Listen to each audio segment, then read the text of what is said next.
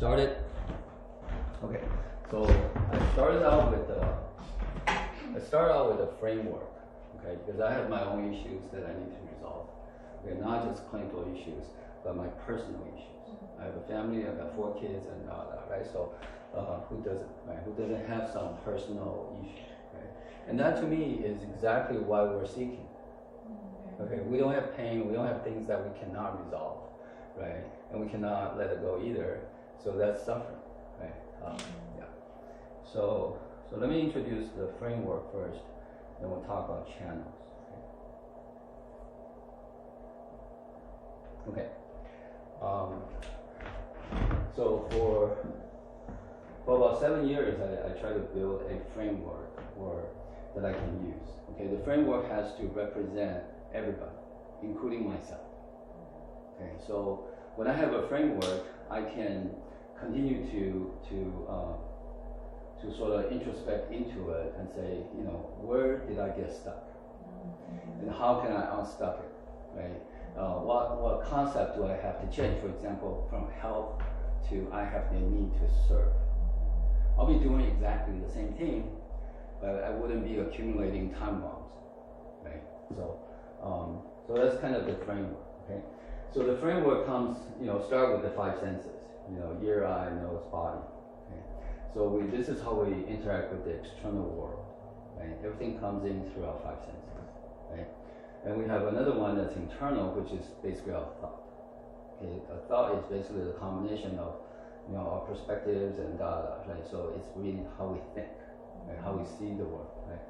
So all these combined will enter our brain system. So we start with the reptilian brain, and based on a set of reflex, generate commands. Okay. So if a fly comes in, I'm going to close my eyes. Okay. My eyelid will automatically close.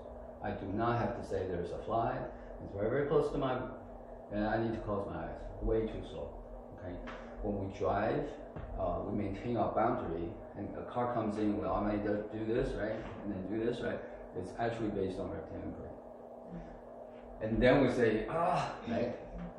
That's at least 0.2 to 0.8 seconds later, between here and here. Okay. So we can drive 65, 80 miles an hour thanks to this. Otherwise, we'll all be driving 30 miles an hour at most, right? Because we have to respond. And it's very, very slow. It's a very slow loop.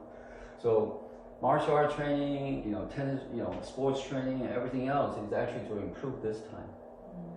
So we do not have to think to respond, right? That's the fastest way to do it.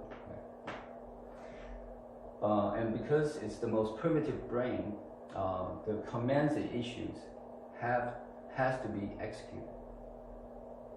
Okay. If not, it becomes pending reptilian brain commands, and they will show up in rigidity. Okay, a person's overprotection, right? For example, if I'm going to hit a tree, my reptilian brain is going to issue commands to say, raise your hand, cover your face, right? But I did not, and I smashed my face in the windshield, right? And these 2 arms will never be right until these reptilian brain commands were executed, okay? And it doesn't matter when, which is beautiful, okay? This can be done years, decades later, and it will be fine, okay? But if not, this person just feel that there's something I want to do, and I don't understand why, okay? We probably see this quite a bit on tables, right? A person goes into somehow, it's not controlling, because these needs control to not act out, right? And you see people twitching, right, or turning, or something, okay? It's because, in my opinion, it's because of this. So in the clinic, we're actually actively doing this, okay? For people who experience trauma, for example, accidents, right, car accidents, child abuse. Imagine a 3-year-old child, right, being this and this, and the child wants to go, stop. But the more you yell at it, the more beating comes, right? So the stop cannot be expressed, cannot be executed, right? Cannot be used as protection. For example, hands up, right? Or abuse, violence, rape conditions, and stuff like that. You find patients just like, one of the arms just doesn't work. Okay, and eventually the shoulder is very, very painful because it locks up, right? And then one side is not right, right? It's just, and then when I feel this, right, I was like, I will hold this, and no matter how long you hold, it's not gonna move because there's so much control over it. If you try to open it, it will actually resist you all the way. Or if it comes in a form where it just, you're just holding something, it feels like almost like a bag of cotton balls. There's absolutely nothing on the table, and the heater came on, and she was like startled. I mean, the body does this. It's like, what's that sound? Right? So I was like, oh, the heater came on, right? And she said, it sounds just like a bomber. It's gonna drop bombs. Okay? World War II has ended 80 years. ended 80 years ago, right? But it still remains. Why? There's a trigger that's monitoring sound, right?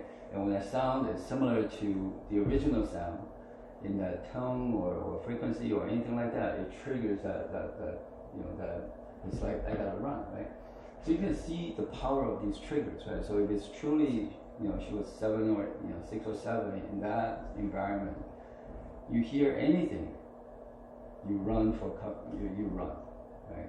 That's the design actually to save lives, right? So we have a lot of this. Everybody has a lot of this, right? So yeah. And they're persistent, right?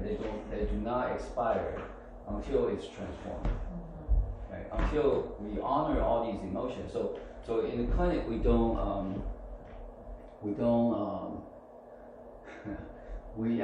emotional intelligence is also almost like a dirty word, okay? Because emotional intelligence means these are the set of emotions that are preferable than another set of emotions, right?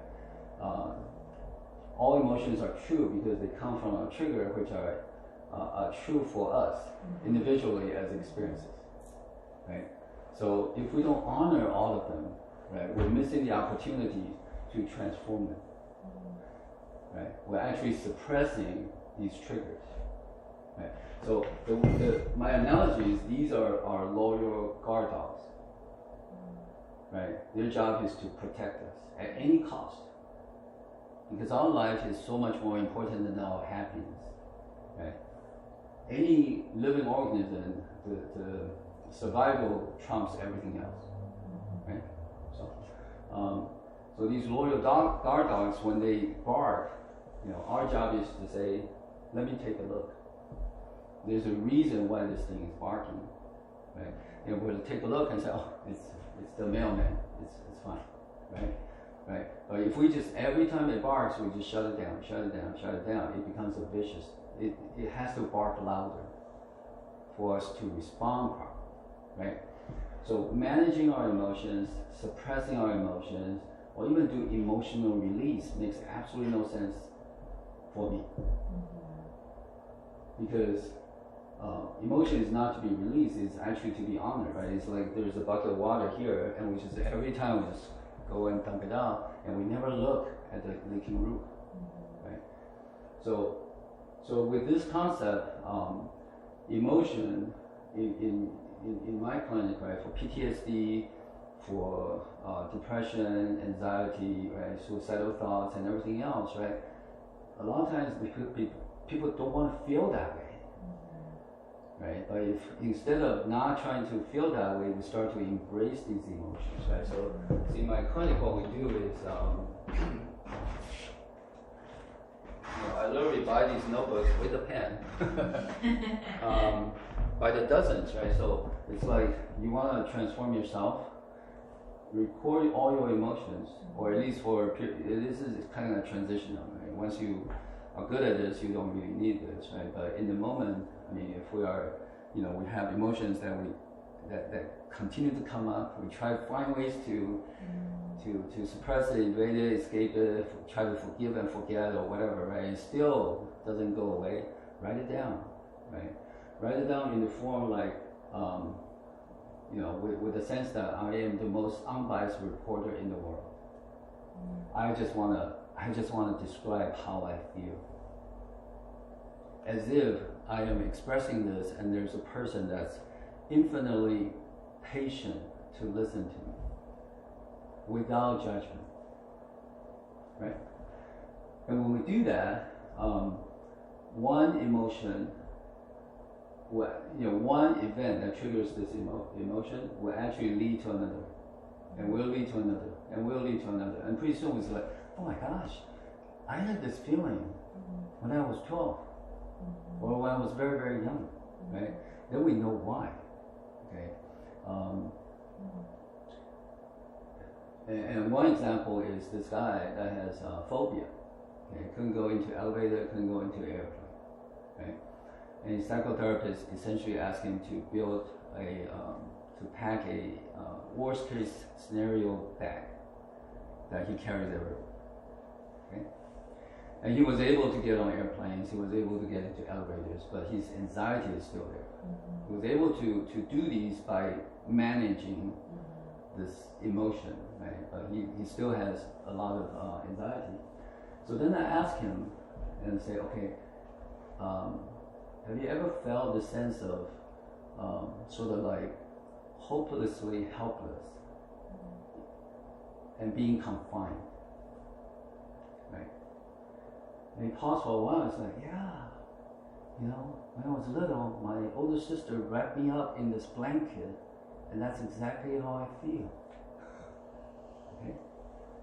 Now we get to the trigger, right? And it's protective, it's persistent, it's global, right? So anything represent, you go in there, it closed, okay?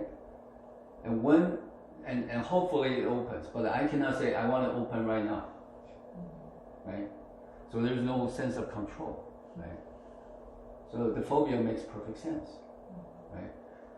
So are we going to continue to manage that phobia, or we truly get to the root cause? And in my opinion, people get into addiction, whatever kind of behaviors and stuff like that is because they couldn't handle this. So addiction, in my opinion, is self-medication. At least it started out that way, because there's an inner conflict that I don't know how to resolve. And I need to sleep, or I need to escape all this noise, right? So that's limbic brain, okay? And continue, this is basically our frontal cortex, right? Our brain system is like, okay, there's a reptilian brain, and you put on a helmet that's called limbic brain, and you put on another helmet that's the frontal cortex, but I separate frontal cortex into midbrain and left and right brain. And the reason is this, okay, so midbrain is actually dominated by our Duchenne. Okay? Left and right brain is basically gallbladder / UV. Okay, so now it makes sense. Okay? So in the clinic, why people are anxious or something like that, we look at gallbladder channel. Right? A person is in fight or flight, we look at gallbladder channel. High blood pressure, look at gallbladder channel. When we're in fight or flight, blood pressure has to be high. Glucose has to be high. Okay, your metabolism has to be high. So if a person is constantly in fight or flight, right, all these indicators will be high, right? So the goal is not to treat, in my opinion, okay, not to treat high blood pressure, but to look at if there's any channel, issues, right? It can be physical, it can be due to a perspective. For example, life is not safe, right? If life is not safe, this person is not going to be able to digest well, right? You're in fight or flight, you're not supposed to digest, you're not supposed to eliminate. Okay, people fighting in trenches, these are the least of their concern. Okay, your life is on the line, bullets are shooting over your head, right? I actually treated a lady, she's an acupuncturist, she actually owns 2 clinics, and her dad's an Chinese medicine doctor, and probably a few generations before that. Okay, and she has this high blood pressure she can't get rid of. Eastern medicine, Western medicine. She's like, John, I don't know what to do. Right? I visited her before I graduated, and my friend introduced me to her, and she said, oh, you do channels, and I have this issue, do you know how to do this? I said, let me give it a try, right? Get her on the table, high blood pressure, gallbladder channel, right? And she has a scar about this wide, okay, right here. Okay, then I say, can I needle it? Right. So I asked, I didn't have a license, so I asked my friend to needle, but this lady said, no, you needle it. Right. So I needled that. I left. 2 weeks later, I get back to the clinic. Right. She was bowing to me. It's like, oh my gosh, you're the master. Right. She said, the high blood pressure just stopped overnight. Right. Why? Because the gallbladder channel doesn't go down. So when gallbladder channel cannot go down, it simulates fight or flight. Right? All these channels backflow into the head, right? Create this sense of fight or flight. So we can very easily, from a physical standpoint, okay, get a person into either fight or flight or get it into different modes. Right? You wrap this person in a blanket and leave it there and close all the lights, right? And blow hot, cold air in. It's gonna get into a completely different mode, right? So yeah. So I separate this into. So dual channel is actually what we learn in school is actually not completely true. Okay. So what we learn in school is dual channel goes from dual one, right? It goes on the top of the head, right, and to the mouth, right? That's in the sleep mode. During the day, it doesn't flow this way. During the day, it flows up. Okay. Right around here, it's probably do whatever, 14, something like that. I don't know. Basically at the base of occiput. Yeah, exactly. Yeah. Right. Yeah. And energize our midbrain, come out of the third eye. Okay. During the day, when we're awake, it makes no sense for this to flow at the top of the head. Okay. Channels are there for a purpose. It's not like you grow hair. It's you energize your brain. Okay. And our midbrain is in charge of hope, joy, creativity, autoimmune functions, right? Auto functions like heart rates or lung function, kidney functions, all that kinds of stuff, right? And also love, because midbrain generates oxytocin, right? That's what we want, right? So Crystal has autoimmune system issues. She was in pause. In pause, dual channel is not allowed to flow through the midbrain. Okay, that's why she has autoimmune system issues. Okay, people who were abused often have all my fibromyalgia patients were abused at one time, right? And then they have these autoimmune system issues, right? Even rheumatoid arthritis, right? People develop this when they were 20, right? And it's like, okay, what happened when you were 17 or 18? And they start go, oh yeah, and this happened, right? And all of a sudden, at the age of 20, they start to have autoimmune system issues. Why? Midbrain is shut down. When we are in fear, right? When we have to suppress, we cannot have joy. Okay. This one lady, she said she had rheumatoid arthritis when she was 20. So then I asked her, what happened to you when you were about 17 or 18? She goes like, oh, yeah. She said she was riding a horse, and her brother was riding a horse, and her brother's horse kicked her right around this area and broke the leg. Okay, and I said that's it. Okay, so you have at least dissociation, right? Because they have broken bone. Right? You probably have pause condition, so that's all we handle. Okay. Because if you have dissociation here, the gallbladder channel will have trouble going down, your stomach channel will have trouble going down, right? So you're actually in severe fight or flight all your life. And that matches everything, her sense of anxiety, responsibility. She's extremely responsible, right? Perfection, right? All that is a high fight or flight response, almost OCD.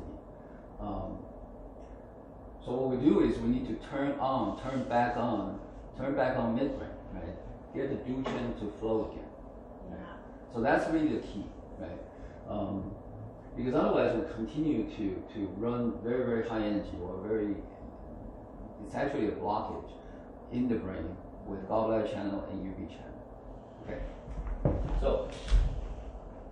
So midbrain has these are databases, okay, or somebody used the term library, okay, but these are actually, at least these three are softwares.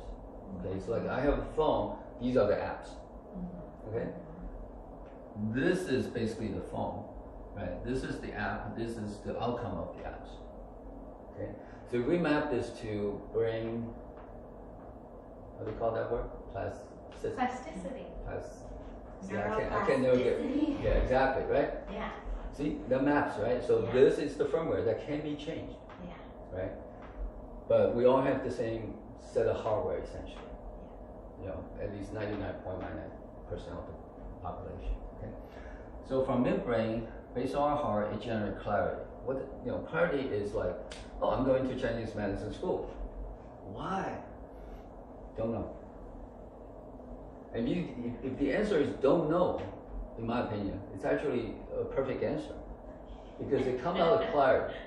Okay, it comes out of a sense that that's where I want to go. Why? I cannot tell. I don't know. Okay, I can come up with a list of reasons, but it doesn't match how I feel. Right? It's in the form of clarity. Okay, it's almost like an epiphany. Okay, that's where I want to go. Right? And that's it. Okay, because it's not substantial, and because left and right brain has a database of based on education, culture, and right?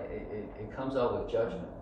So if you say, why are you doing this, and they give you 10,000 reasons to substantiate it, it's coming out of the left and right brain. Yeah. It's not coming out of the midbrain. Okay? So for us to trust or to be confident with our midbrain is actually a big hurdle, because the entire education system is like, okay, what's the right way to do it?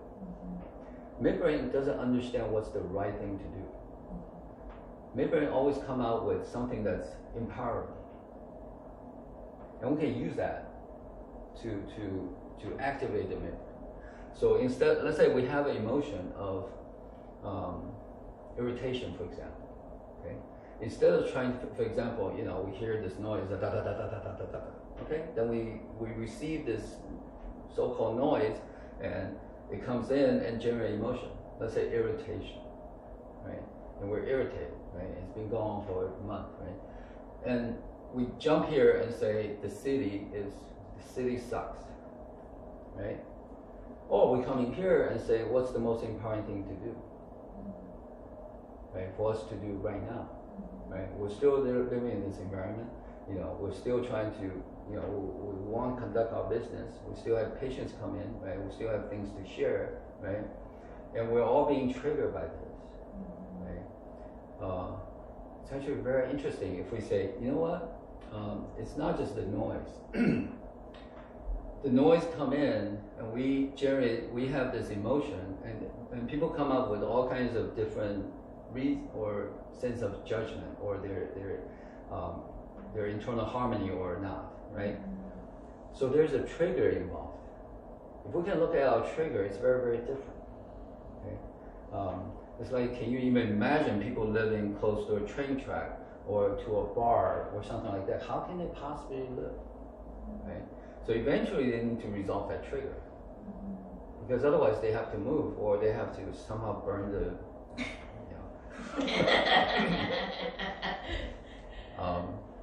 But anyway, so all these products of the brain system change our channel instantaneously. Okay, so this, in my opinion, is probably the biggest concept. Okay, channel changes instantaneously. Okay, if I say I am a survivor of cancer, my channel will run one way. Okay, if I say this is the very last time I use the word survivor, from this point on, I'm going to thrive. I'm going to thrive every breath that I take. Immediately, my brain channel and my tongue channel are different. My liver is flowing through. Okay, there's because I'm thriving. I'm going to thrive. That's my choice, right? They have to change right away, right? In Chinese medicine school, we learn channel changes based on 4 seasons. How can that be? If this dog is going to chase me, I'm going to say, hey, wait until spring. Okay? Then we can do this. Right? Channel changes instantaneously. Okay? I've seen this too many times, right? So I actually take terminally ill patients. Okay, I have no issue. When I was going through Chinese medicine school, I asked this question to every teacher. So what do we do when a person is about to die? Oh, call 911, send it to the hospital. So, then why are we learning this? Why are we learning this? And we call this a medicine. Okay? And this is what people used to do for thousands of years. And now we have to do this and then ship it somewhere else. Right? It makes no sense to me. So, because terminally ill patients can have their channel run beautifully, absolutely in peace, and it's in perfect harmony. And patients were like, okay, cancer, intestine cancer, colon cancers, and skin cancer, and then eventually lung cancer that's not operable. But eventually one of the lung was taken out, right? Every time he sees me, his brain channel runs beautifully. There's absolutely no liver qi stagnation. He came to me when he was like 2-3 months to live, right? And he lived for about 9 months. And midway through, we actually cried because of this. He said, John, you know what? I'm not afraid of dying anymore because now I know how to live. Okay? How to live is to get our channels to be as optimal as we can, and it's actually our choice. It's not because of our condition, because channels move based on thoughts. Okay? If I look there, everybody's channel moves. Okay? What's there? Okay? Immediately we have to move. Yeah. So channel changes. Yeah. So channel changes instantaneously. Okay, right away. Okay. We can seriously use that to our advantage, right? And channels are like, and I'll talk about channel property later. Okay. And then channel changes, and then it affects what? It affects our body, it affects our thought. Okay. And this can get feedback in, go through the same loop, and generate whatever we generate, and affect our channel, and all of a sudden this becomes a cycle. Okay. So a suffering loop is a loop that doesn't go through the midbrain, doesn't have anything empowering, and will continue to make the same judgment or injustice, right? Or whatever. Right? We come into this work, it's like, you know what? Nobody cares. The next day we come, nobody cares. Okay? We're not considering what's the most important thing to do, right? Instead, we make judgment, it affects our channels, and it affects our body and thought, right? And a person will work there for a period of time, just like, okay, here I come. Okay?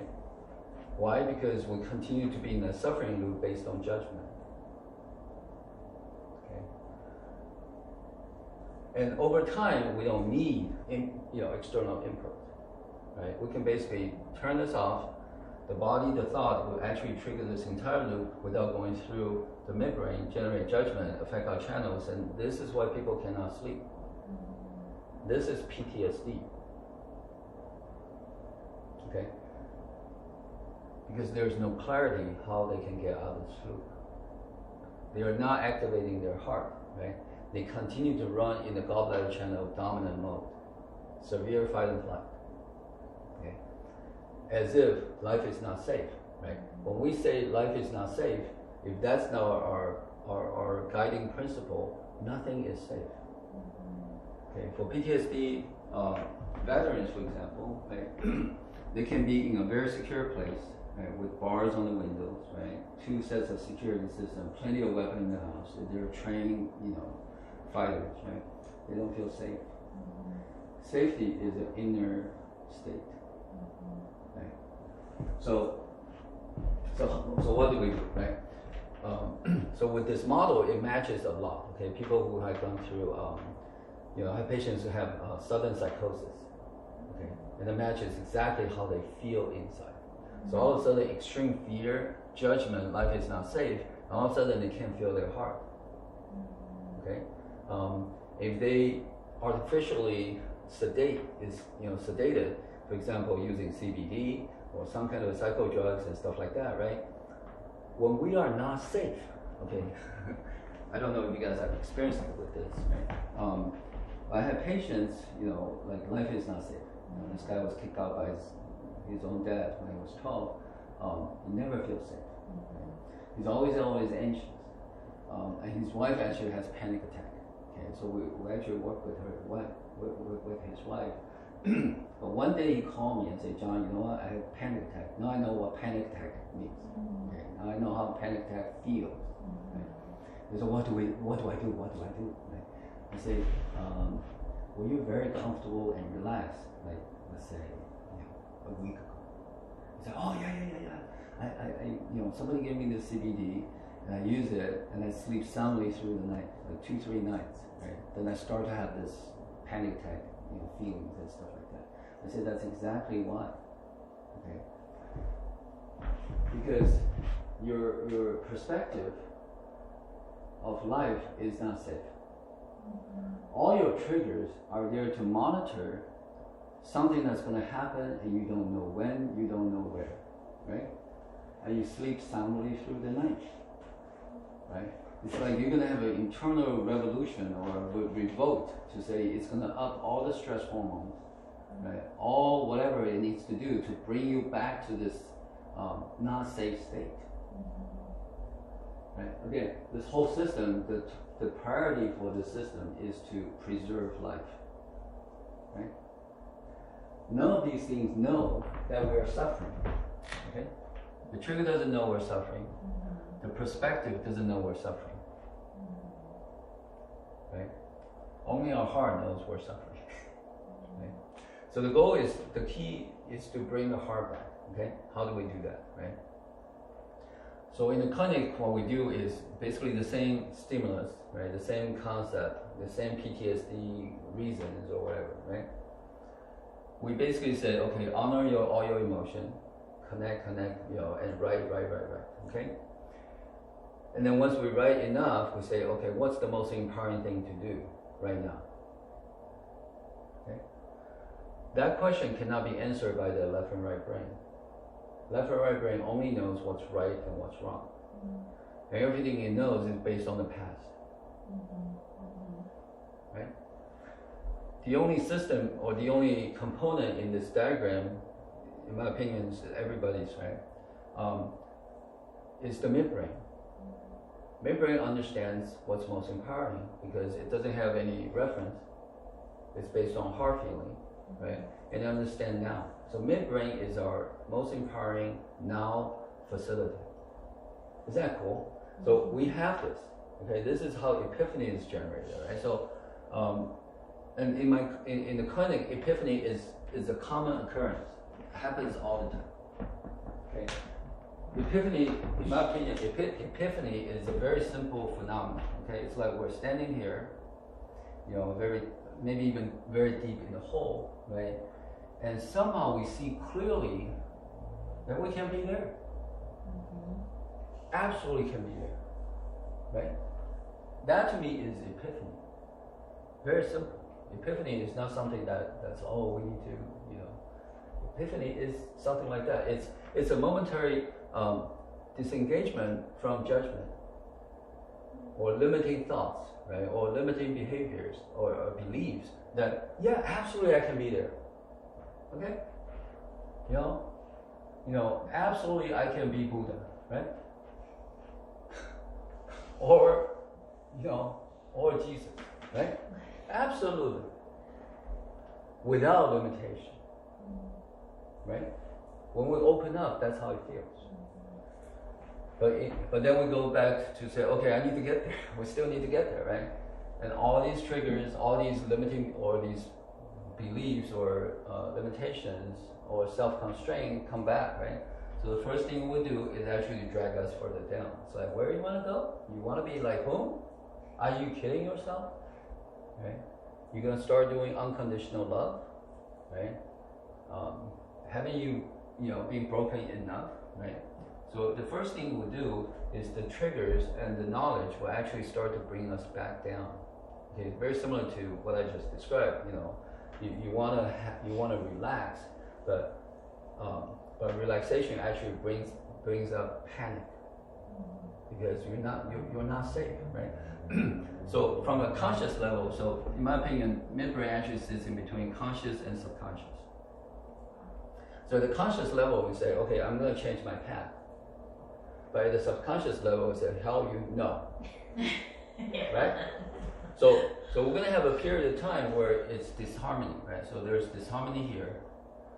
And the way to do this is, again, back to describing, reporting our emotions, right? And then actually have this inner smile. It's like, I understand. Thank you so much for your protection, right? But we don't need it anymore. It's out of date. Right? So instead of fighting us and try to prevent us from feeling this way, or actually stabbing us for feeling this way or acting this way, again, we love ourselves. We actually appreciate every aspect of ourselves. Right? So then we start a journey, in my opinion, right? A journey of self-love. So this is really a self-love journey, right? Because there's no dark side in us. There's no evil chi within us, okay?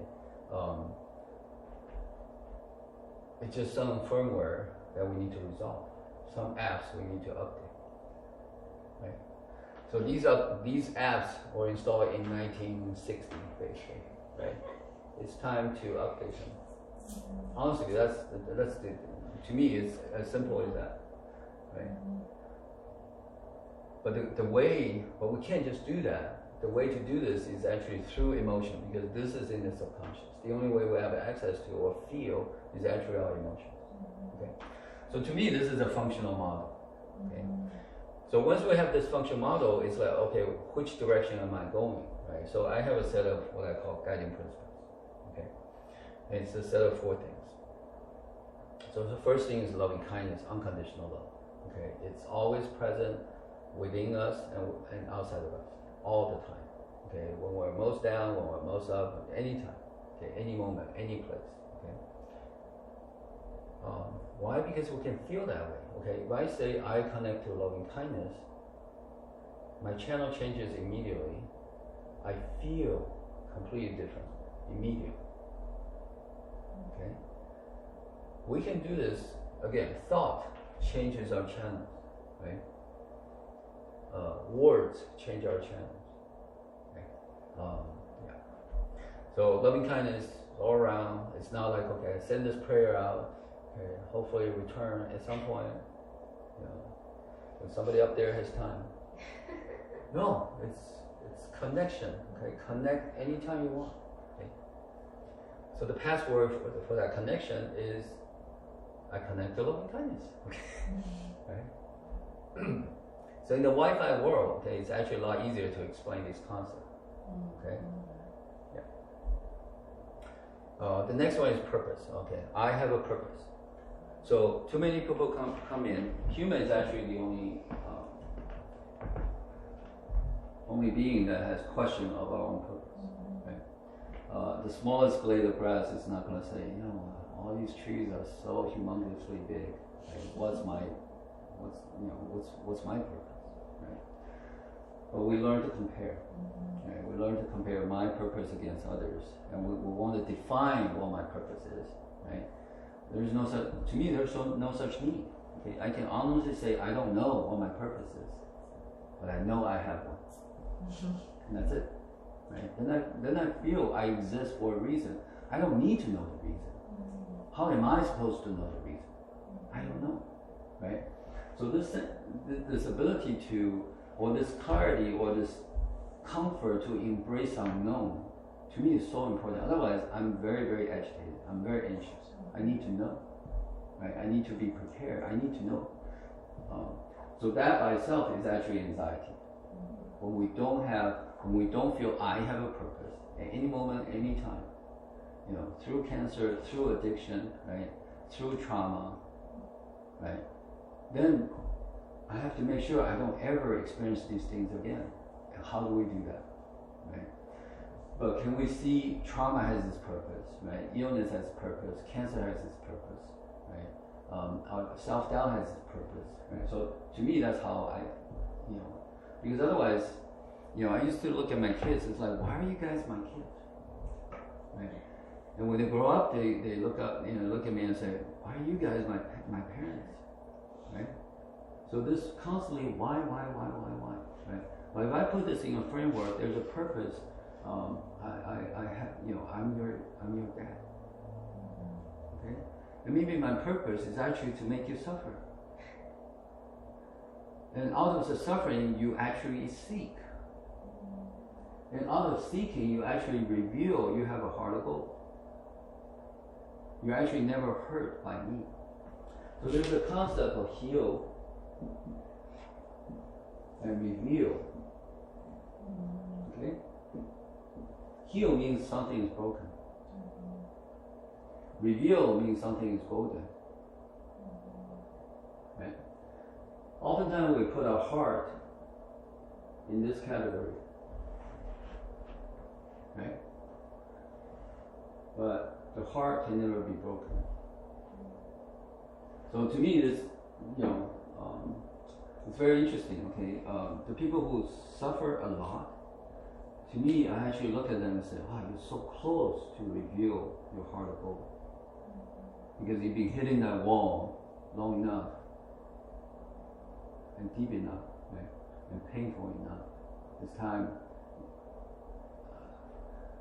Like Crystal show up, Kim show up, right? A few show up, right? They are like, they are seekers. Why? Because they experience all these things and they see all these sufferings and stuff like that. They want to resolve this, right? But most of the approaches is to heal a heart that's broken by somebody, by some system, by whatever, right? Does it work? It will never work, because the heart can never be broken. So it's a revealing process, right?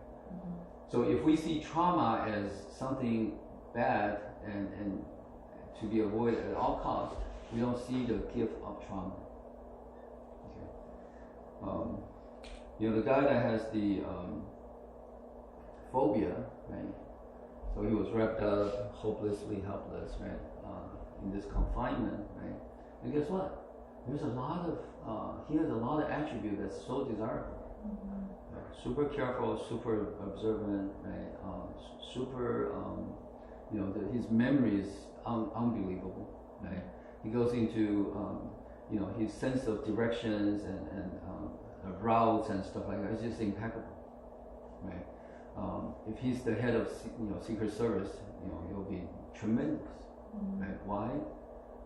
Because he is so afraid, right? Because he was traumatized by that event, right? Therefore, he at all costs he wanted to prevent from ever feeling that sensation of confinement and helpless, right?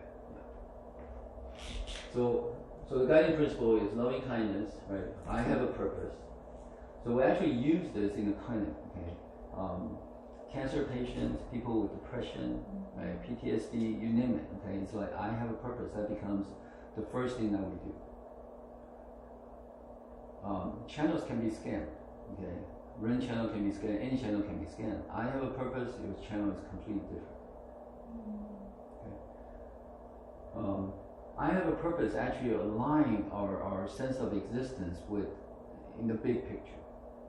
Otherwise, it's like, why these things happen to me over and over and over again? What's the purpose of all this? So we start to even question our own existence, right?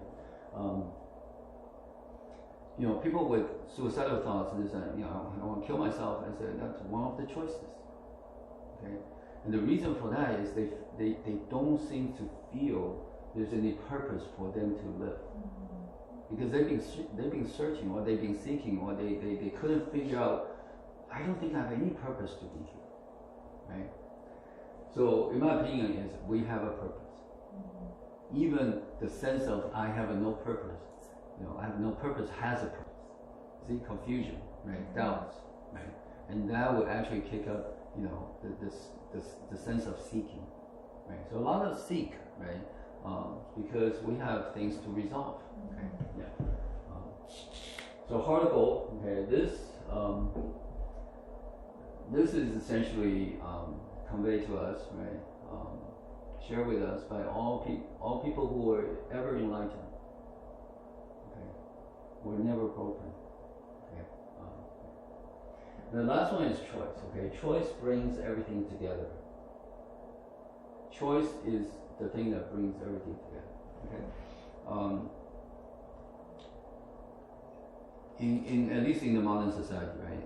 We go to school, right? The first day, kindergarten, we're given crayons or drawing, and before we're done, it's time to read. Right? We want to continue to finish the drawing, and if we do, we are a problematic child. Mm-hmm. So from the first day, our choice is being challenged. Okay, and for the next 12 years at least, right? Even longer than that, choice. What choice do we have? So at some age, at some point, we'll feel, I have no choice. Tell me what to do. Mm-hmm. So our sense of choice is gradually being taken away, being released by us. Okay. Eventually, we feel like, what choice do I have? If we have no choice, none of these things will work. Okay.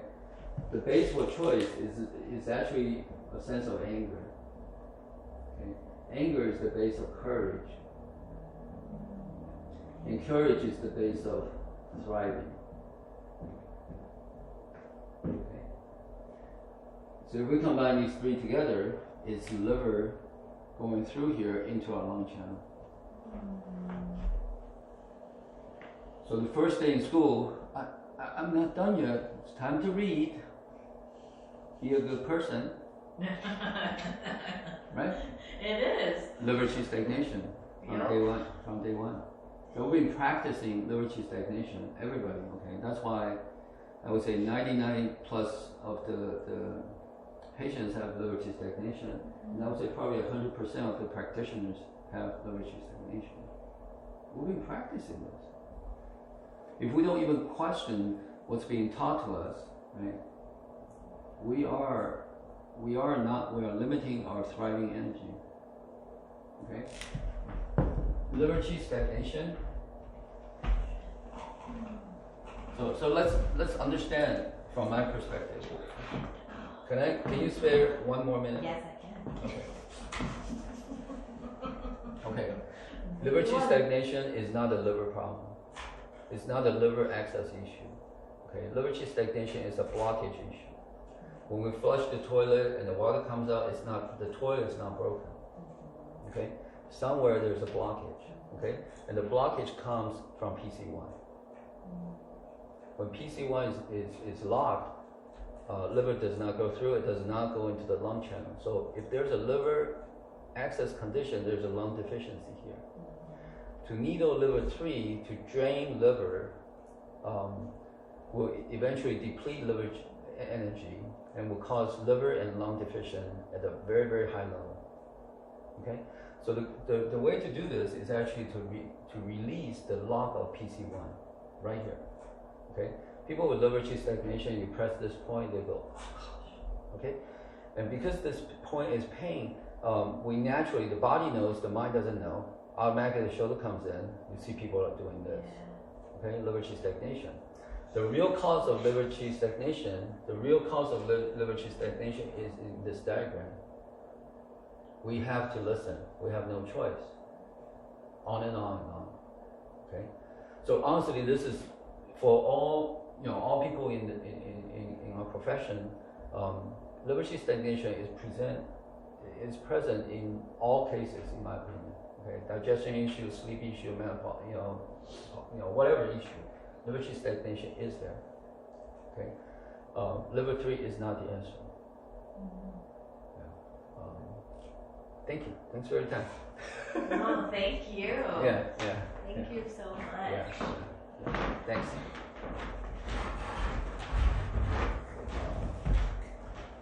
Okay, we're gonna get into the mode. Okay, but let's do the mode. Okay.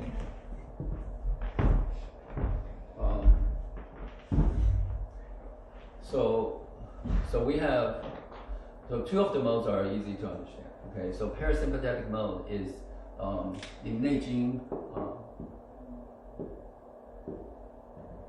chapter 13. Okay, the first book. Okay, chapter 13 there's a chapter that says shifting perspective,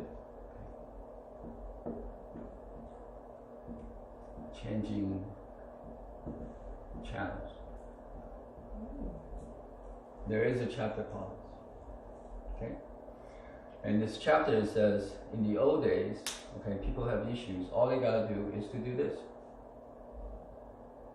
That's exactly what we're doing. Yeah. Liver qi stagnation, I have a purpose. You resolve that right away. Okay? And if we firmly cultivate that, right, then we never have liver qi stagnation issues. Right? But in the older days, or in the current time, this is Yellow Emperor and Qi-Bo, okay?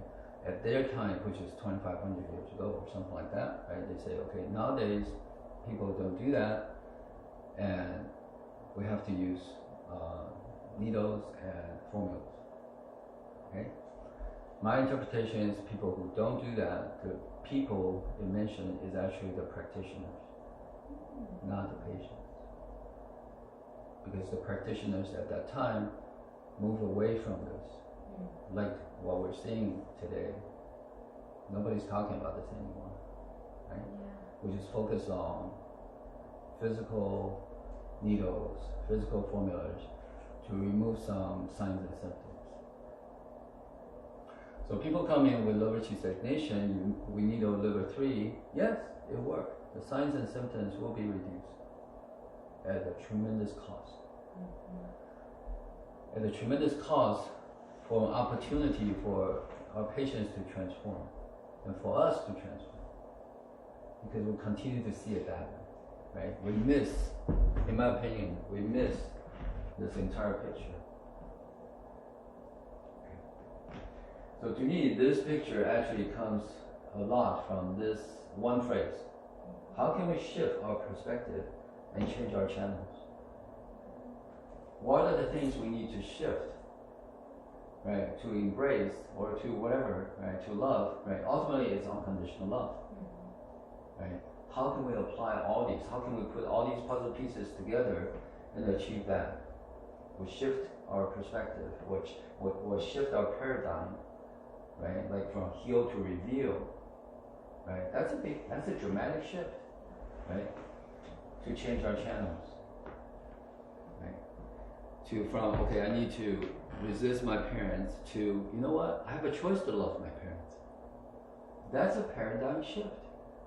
You know, I'm not depending on somebody to love me now. You know what? I'm just going to love you unconditionally. That's a dramatic shift, right? I'm not here as a recipient of something I really want. No, I'm just going out and get it, right?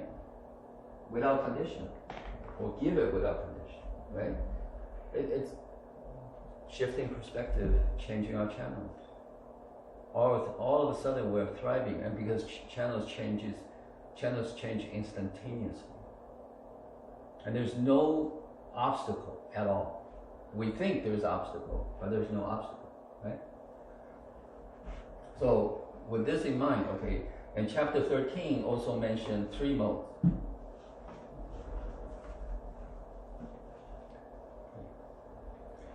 Chapter 13 mentioned 3 modes. It's called, we all rewrite Chinese, right? Sure. Yes.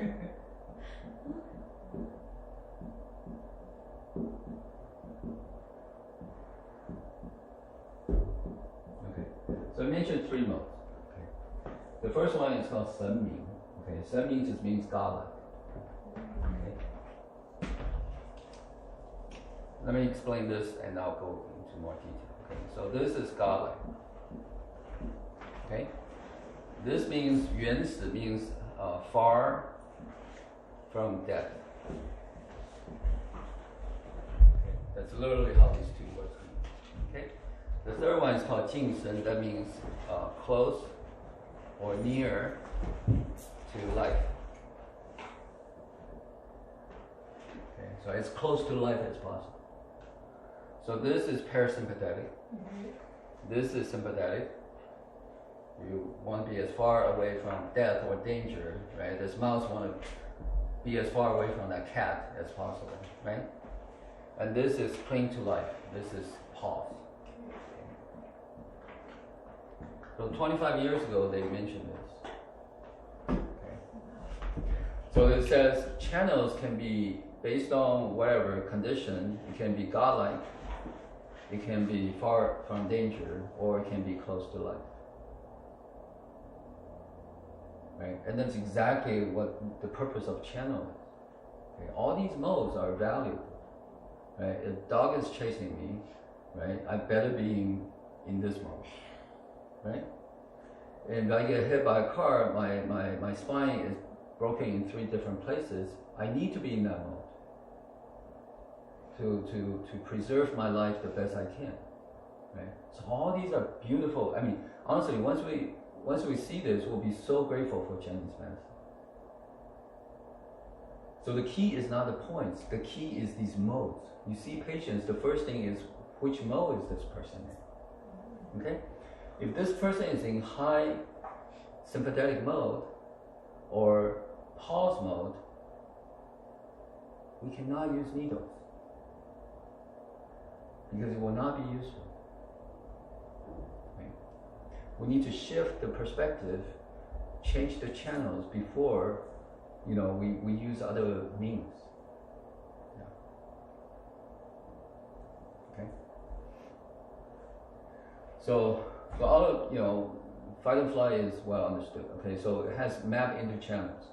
So when a person is in fight and flight, gallbladder doesn't go down. Gallbladder basically, and the stomach channel may counterflow, right? Backflow into the UV channel, right? A person is agitated, doesn't digest very well, right? Doesn't eliminate very well because it's in high fight and flight. And a lot of the fight and flight situation is because they really hate their parents. Right? They resist their parents. They have issue with their parents. They don't feel safe in this world. If we don't feel safe with our parents, right? We're not going to feel safe in this world, right? Or some traumatic experience that install these triggers, right? If they are not removed, no needle is big enough to make a person feel safe, right? Yeah. So that's fight and flight, right? Pause mode is a different mode. Okay, so pause mode happens when there's life and death. Like Crystal, she experienced life and death. She was actually in a coma for quite a while. Okay, and she woke up. The world is different. Okay, so I treat. So we can pause, and pause essentially is a mouse being caught by a cat. Right. So in the brain, the continual polling is the cat still around, right? If we know the cat, if we so determined by senses of sight, smell, vibration, or whatever, the mouse determines the cat is not around. The next question is, am I fit enough to survive? Okay, am I gonna die from whatever condition I have right now, right? In the next 2 to 3 minutes. Okay, so if both conditions are met, right, then the next is to breathe, sort of violently, okay, with sounds of the with the shiver or whatever you can do, okay, and then do the head bobble or whatever you call. A few times to activate the vagus nerve and then shimmer the entire spine down. Okay, and you see dogs do this, you see animals do this, you see cats do this. I mean, you see anything that went through danger, they will actually come up and wobble a bit and just wiggle, and then they square up. Right? Yeah. Human is basically the same. Okay, human has the ability to override the pause mode. Okay. We'll wake up and we're given drugs and we're told humans are far more complex than animals. Okay? So we can actually literally put ourselves in pause mode. Okay? Because in pause mode there is no pain, there is no feelings. The heart is cold, the midbrain is shut down. Okay? So there's a lot of benefit when we are in mortal danger to be in pause. Okay, but in real life, for some people, the life is unbearable, and we human have the ability to command ourselves into pause mode. Okay, if my life is unbearable, I can look at myself in the mirror and say, you know what, I don't ever want to feel pain ever again in this cruel world. And it's a thought, right? It's a very strong thought, and it will actually change our channels. We change our perspective, we change our channels. We can literally command ourselves into pause mode. Okay? Why? Because in pause mode we feel no pain. Absolute no pain. Okay? Because the mouse in that condition cannot feel pain. If it feels pain, it's like, okay, it's gonna get further damage, right? So how do we get out of it, right?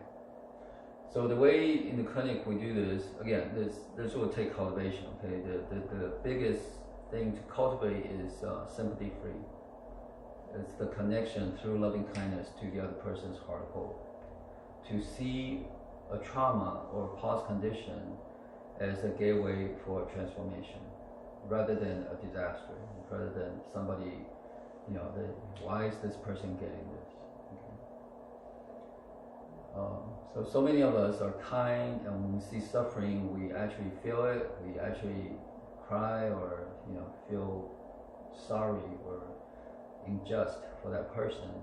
All these needs to be cultivated so we don't do that.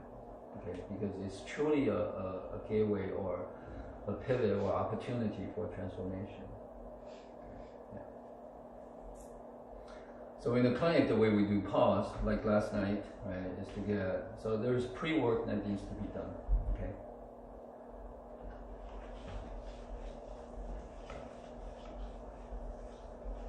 So the pause mode essentially can be entered through, for example, life and death situation, concussion. People with concussion, most likely they have pause condition.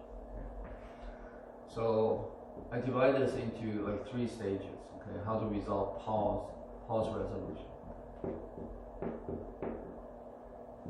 So the first stage is pre-stage, and then the actual so-called treatment stage, and then we have the post-stage. Okay.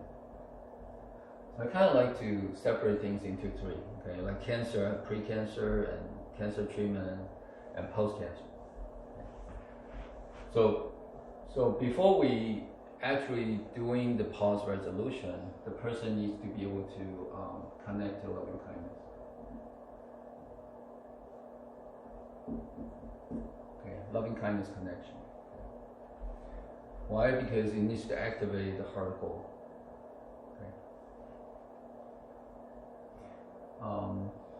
A sense of purpose for sure. Right?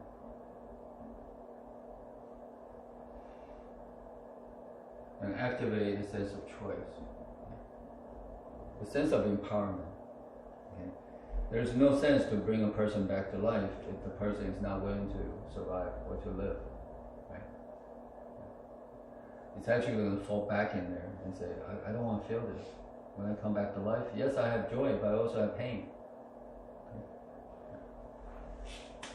And the actual treatment is we'll call it bright and dark.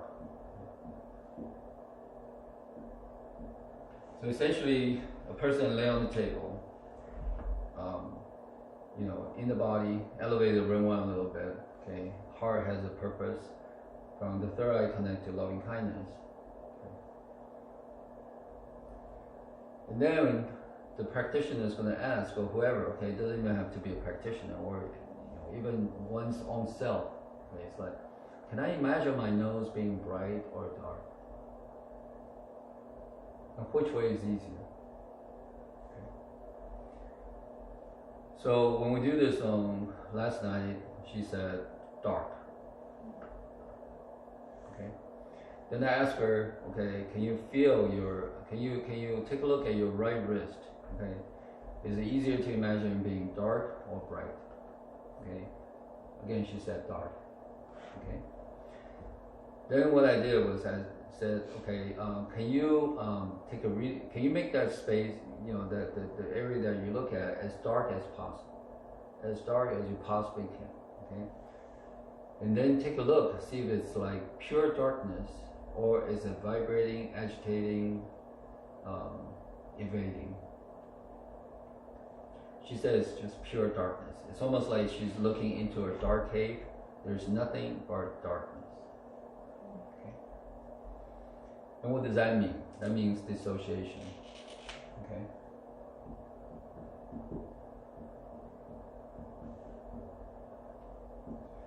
Dissociation is just pure darkness. It's like we have in our brain we have Google Map that maps into every part of our body, okay, and that part is taken away. There's just, when you go to that, most of what's going on. In the early days of Google Map, there's actually plenty of those dark spots, okay, because it's not associated yet, okay. So that's dissociation, okay. So dissociation is actually fairly, once you know things, once you know how to do, everything is simple. Once we are ready to do it, we're cultivated enough to do it, everything's actually it flows, okay. I shouldn't say simple, but it flows, okay. So then, for dissociation, it's just, okay, connect to loving kindness, and through, grab this beautiful light, in the form of laser or something like that, and just light up the area that's dark, light it up, okay. Fill it up with light, warmth, love, the whole 9 yards, and count from 1 to 10.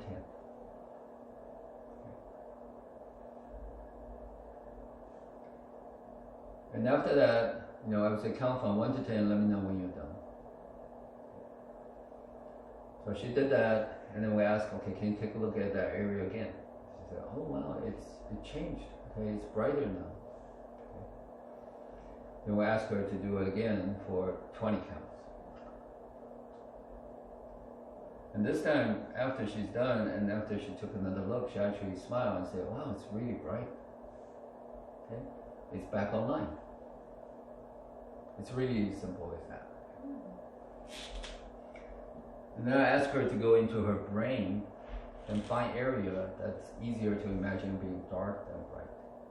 Okay? So after a while, she said, my whole brain is dark, which matches her coma condition.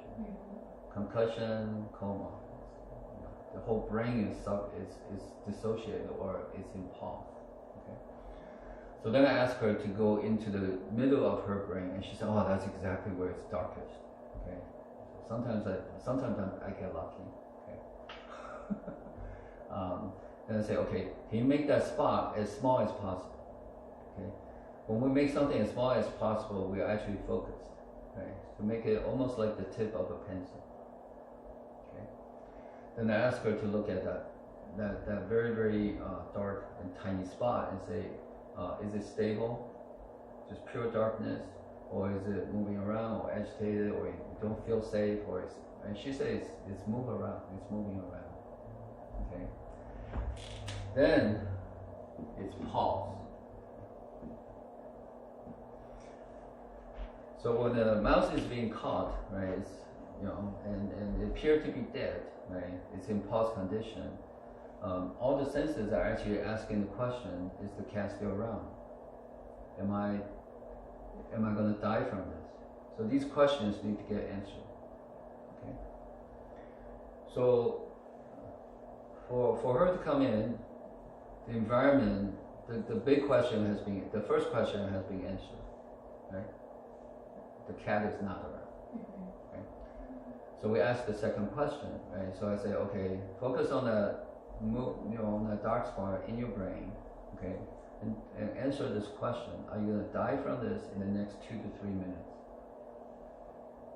Okay. Such a ridiculous question, right? But it took her a while to answer, and she said, "I don't think so." Isn't that interesting? Then I asked her, "Are you sure?" Okay? And took a longer pause. Okay? I said, no, I'm not gonna die from this.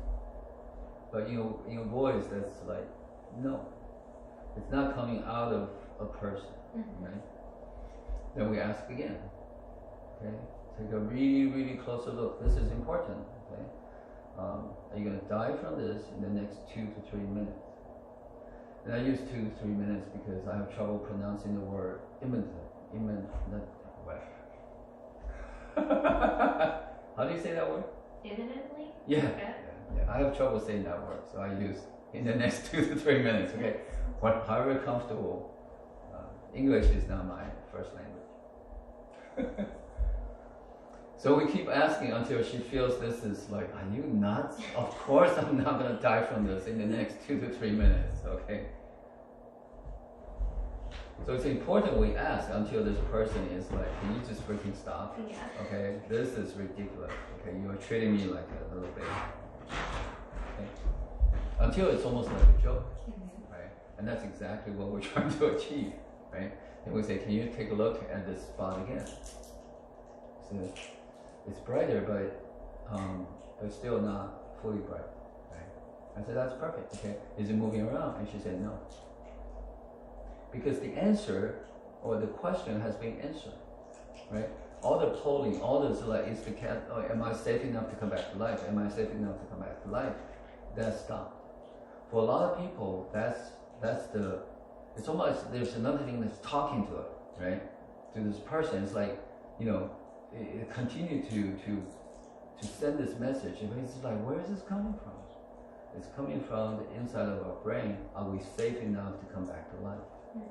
So people went through concussion. They eventually, a lot of the pro football players, right?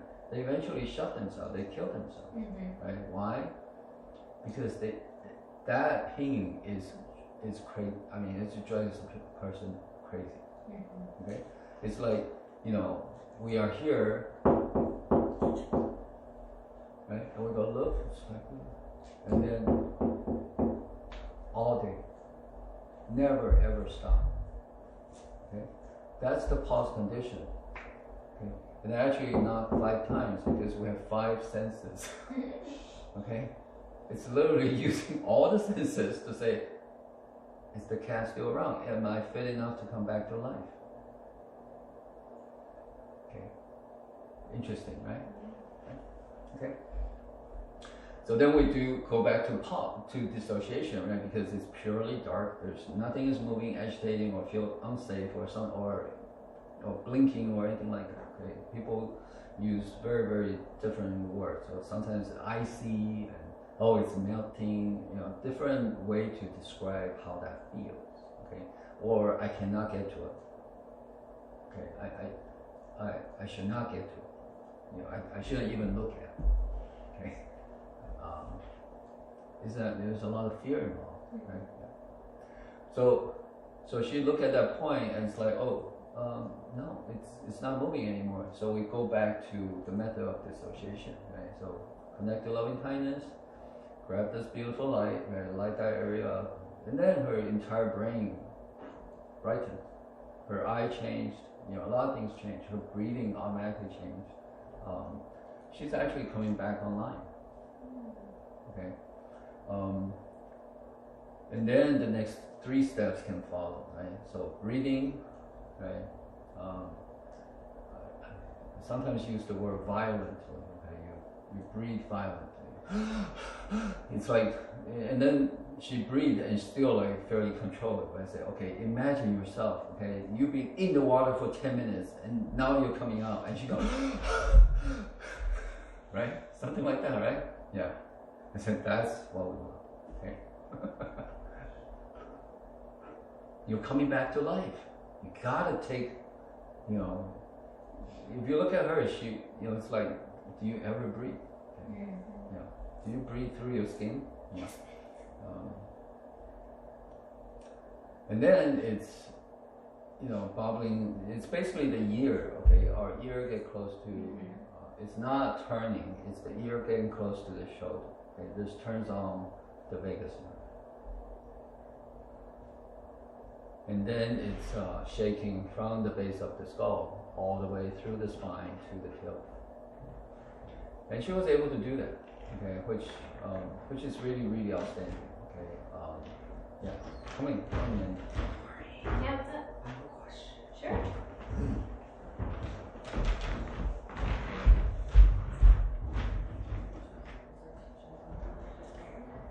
Can you pause it?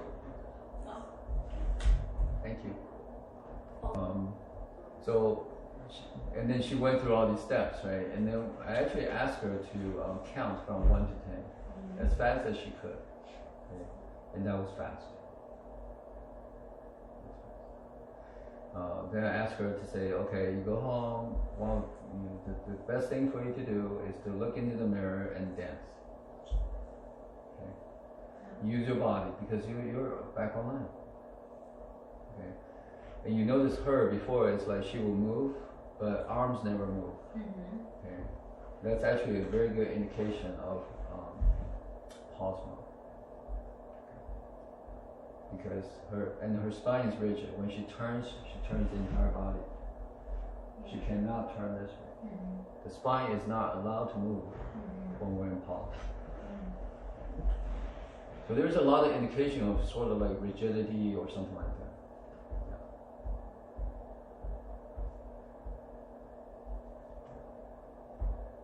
Yeah, that was actually very, very cool for her to count that fast. Okay, I can't count that fast. So. Yeah, but that was fast, right? Right? Yeah, she witnessed the whole thing. She was sitting right. Cool. Have you seen there's like I've done a little bit of the like parasympathetic, sympathetic, like when animals are coming back to life and some like yoga trainings I've done, but there's a good video example of I think it's a deer or like an antelope that's been captured by a lion, and then you watch it come back to life. Yes, that's exactly right. Yeah. Yes. And it's every single step that you just described. Exactly. Beautiful. Yes, that's exactly right. Yes. Yes. We're talking about pause. Yeah. Pause? Yeah. Oh, well, guess what? We were talking about pause down there too. Oh, cool. That's what made me come up for a second. Yeah. Pause. Yeah, that pause is a little bit different than this pause. Yeah. Pause is like, yeah. So when people talk about Kundalini energy, it's actually that's the pause mode and ready to go out or to come back to life. So the shaking is actually to get all the energy that comes together in the spine redistributed. So in school we actually learn the Du channel is the reservoir for all channels. That's what it means. It's not like all the channels are coming from the Du channel. It's like when we're in pause mode, all the channel can go into the Du channel. And when that happens, the Du channel actually is from here to about mid-back. It may go up and down a little bit, okay, but it doesn't go beyond the shoulder into the midbrain. Because when a person is in pause mode, the midbrain cannot be energized. Because when we're energized, we have hope, we have joy, we have love, which are not allowed when we're in pause. So in pause, the goal is to preserve life, cling to life, and have as low pain as possible. No pain, actually. When there's no energy, there's no pain. So when Nixon visited China, one of the person that went along had, I think it has a, what do you call this thing? Hernia? Or? Not hernia. It's Oh, the what? Yeah, exactly. And it has to get operated, right? It was actually using needle instead of any drugs. Okay. So that's actually how acupuncture got a magical name, right? It's like, oh, we need to understand this because they just put needles in and operate, right? And then for the next however many years, there's a lot of people going from west into east to study Chinese medicine or acupuncture, right? And then the government, basically gathered experts under their guidance the government's guidance create all these texts that we're learning today, and they call it TCM. Okay, so these are the products of 1960, 1970, basically. Okay. Before, yeah. So a lot of things are actually removed. Anything that touches spirituality is removed. Okay, Yingtang, the point right here. How can it not be in the It's Do the channel? Do channel. Yeah, it is in the Do channel, absolutely. I do all of this for Meantime. Yeah. Right. So it needs to be there, but it's not. It's not allowed to be there. Right. So the diminishes significance, right? But it is absolutely in the Du channel because Yingtang is third eye. Yeah.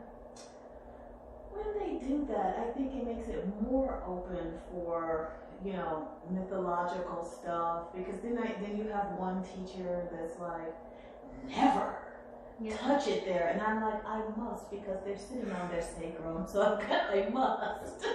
So for you, absolutely, right? For you, whether it's there or not, it probably doesn't make any difference.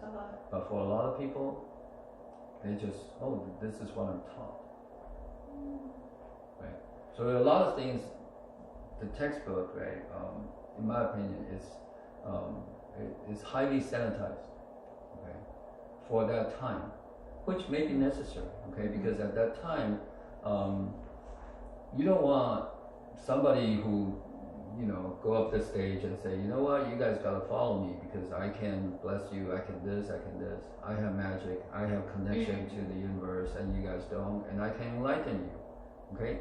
I guess anybody who's willing to do that, there's gonna be 1 million people following this person, okay? At that time, this is a disaster. A lot of times, a lot of these things are actually scams, right? I mean, it's very easy to scam people when you say, I have extra power and I can give it to you, right? It is still prevalent today, probably, right? Yeah. So imagine at that time, right? So I can fully understand why, right? From a society standpoint, right? But from a medicine standpoint, there's a lot of myth, right? So we actually went back to Neijing Su Wen chapter 13, right? It actually mentioned changing perspective, changing qi, or shifting paradigm, changing qi. So that's what chapter 13 is all about. Okay, chapter 13. If you read chapter 13, it will say, per English translation, it will say channels change based on 4 seasons. Okay. And here's why, okay, let me put this in, okay, because when you break this mold, right, Chinese medicine is wide open. Okay? And the reason is, in Su Wen, it uses this, these 2 words, okay. This means 4, okay. These means time. And this gets translated into seasons. Okay? This should really be conditioned. 4 types of conditions that you're in. For example, a dog is chasing me. I go into fight and flight. Right? There's nothing happening. I should go into this God mode, which is parasympathetic.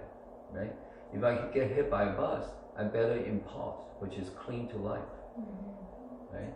And when I sleep, I should sleep well. So channels change based on conditions, which is modes. Okay, so condition or mode. So channels has 4 modes. Actually more, but categorically it has 4 modes. Right? For example, we have this the first divergent channel. Right? The UB should go from here all the way down to the little toe. What we learn, the UB actually goes here to the knee and join the kidney channel, comes back up, right? Strike the heart, generate adrenaline, right? This is real. This does not happen based on 4 seasons. So when we open this up, right, and channels are scannable because they're electrical, right? And we all do this, right?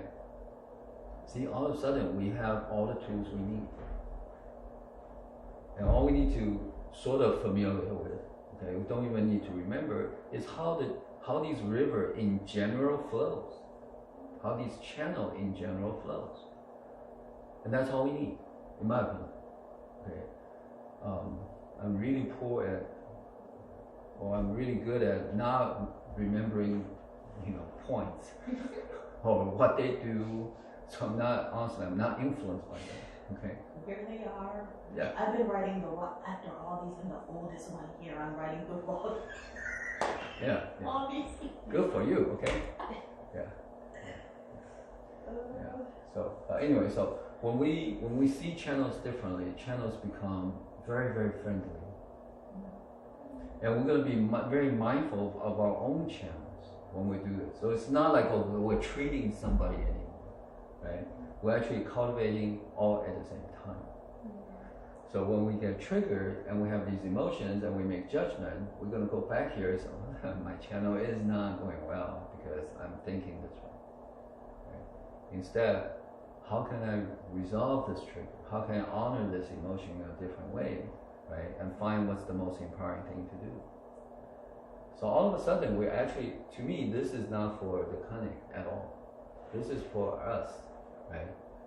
This matches what, in my opinion, okay, Suwen 13, when the Yellow Emperor basically says, okay, in the old days, people just have to change their perspective, change their chi, and there's no issue, right? And Shibo says, okay, but nowadays, people are not the same.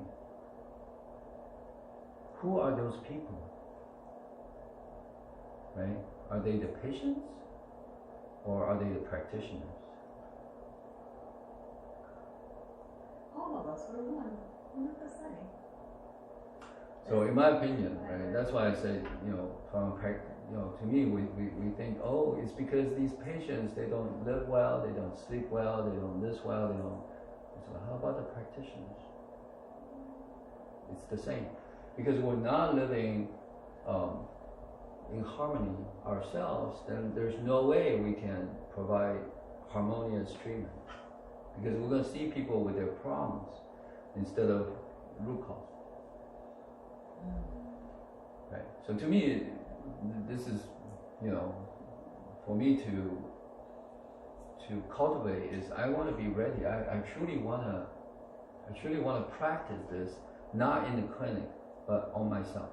Right. Resolve my own internal issues without my so-called issues or challenges with everybody I know.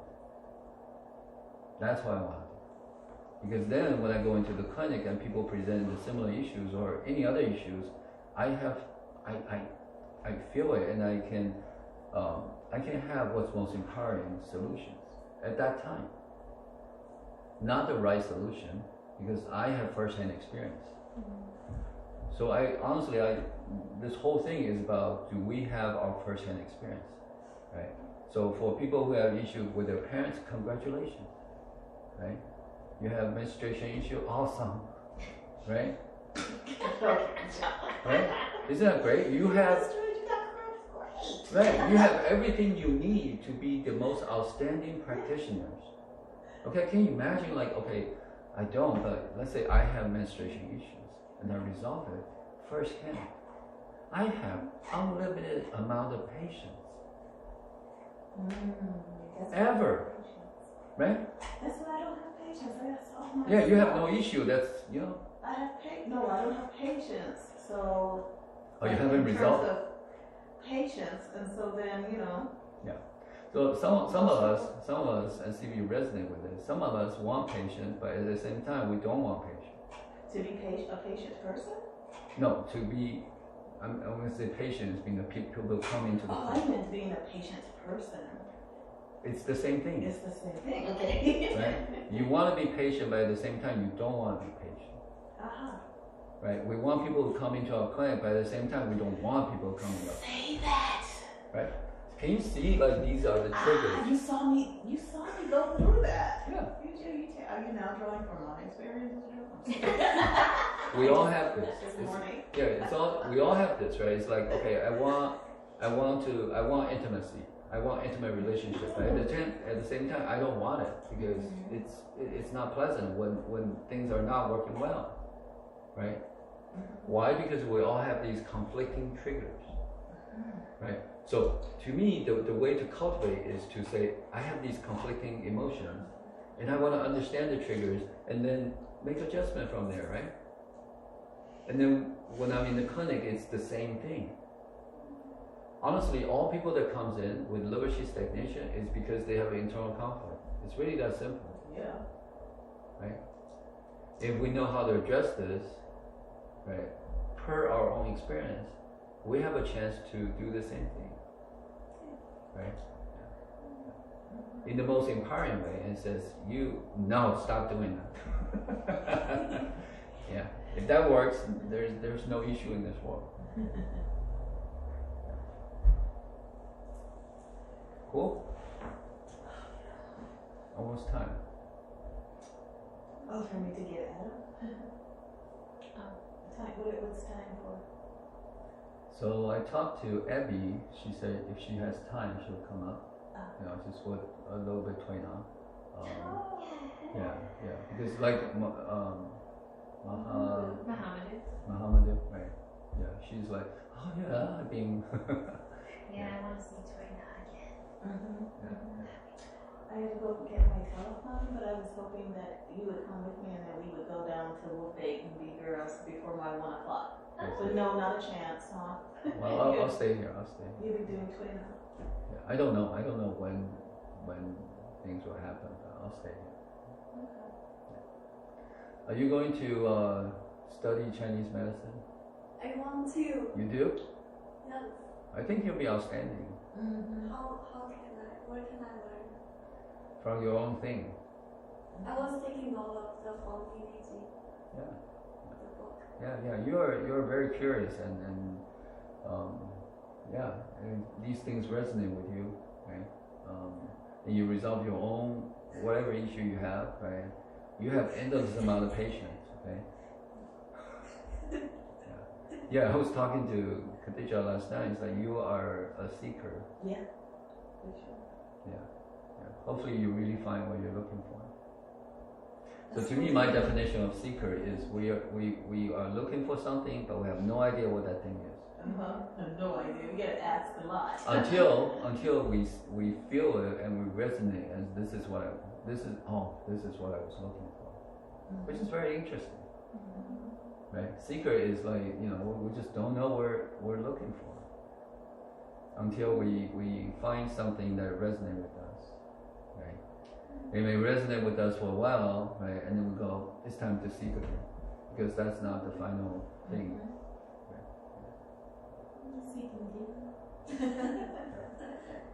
In the beginning, wounded healer really resonated with me for 2 weeks.